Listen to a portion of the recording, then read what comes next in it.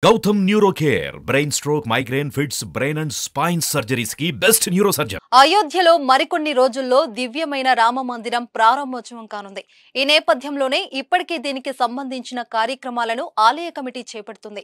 ఈ క్రమంలోనే తాజాగా అయోధ్య రామాలయానికి ఉగ్రదాడులకు సంబంధించిన హెచ్చరికలు వచ్చాయి. ఆలయ ప్రారంభోత్సవానికి ముందు ఇలాంటి ముప్పు భక్తులతో పాటు దేశాన్ని ఉలిక్కి పడేలా చేస్తుంది. ఈ ముప్పుతో భద్రతా బలగాలు అప్రమత్తమయ్యాయి. ప్రపంచవ్యాప్తంగా ఉన్న హిందువులు ఎన్నో ఏళ్లుగా ఎదురుచూస్తున్న అయోధ్య రామాలయ ప్రారంభోత్సవానికి మరికొన్ని రోజులే ఉంది. ఇప్పటికే అయోధ్యలో రామ మందిర నిర్మాణ పనులు శరవేగంగా సాగుతున్నాయి.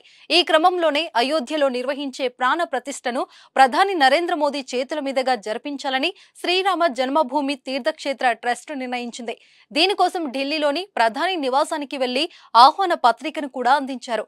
ఇక రామాలయ ప్రాణ ప్రతిష్ట కార్యక్రమానికి దేశ విదేశాల నుంచి ప్రముఖులు హాజరు కానున్నారు. దేశంలోని చాలా మంది స్వామీజీలు కూడా పాల్గొననున్నారు. ఈ క్రమంలోనే ఉగ్రదాడుల హెచ్చరికలు తీవ్ర కలకలం సృష్టిస్తున్నాయి.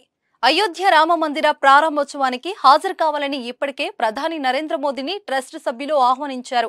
2024 జనవరి 22వ తేదీన అయోధ్య రామాలయంలో జరిగే ప్రాణ ప్రతిష్ట కార్యక్రమానికి ప్రధాని మోదీ హాజరవుతానని ప్రకటించారు. జనవరి 14వ తేదీన మకర సంక్రాంతి తర్వాత రామ్లల్లా ప్రతిష్టాపన ప్రక్రియ ప్రారంభించి 10 రోజుల పాటు ఈ కార్యక్రమాన్ని నిర్వహించాలని శ్రీరామ జన్మభూమి తీర్థ క్షేత్ర ట్రస్ట్ నిర్ణయించింది. ఇక రామాలయ గ్రౌండ్ ఫ్లోర్ పనులు పూర్తయ్యాయి. ఇదిలా ఉంటే 2020 ఆగస్టు 5వ తేదీన అయోధ్యలో రామాలయ నిర్మాణానికి ప్రధాని మోదీ శంకుస్థాపన చేశారు.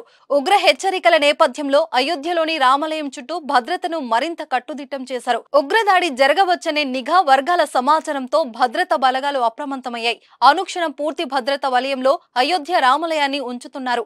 ప్రస్తుతం శరవేగంగా నిర్మితమవుతున్న భవ్య రామాలయంపై పాకిస్తాన్ కేంద్రంగా పనిచేస్తున్న ఆల్ ఖైదా, లష్కరే తోయిబా లాంటి ఉగ్రవాద సంస్థలు భారీ ఉగ్రదాడులు జరిపే అవకాశం ఉందని సెక్యూరిటీ ఏజెన్సీలకు సమాచారం అందినట్లు తెలుస్తుంది.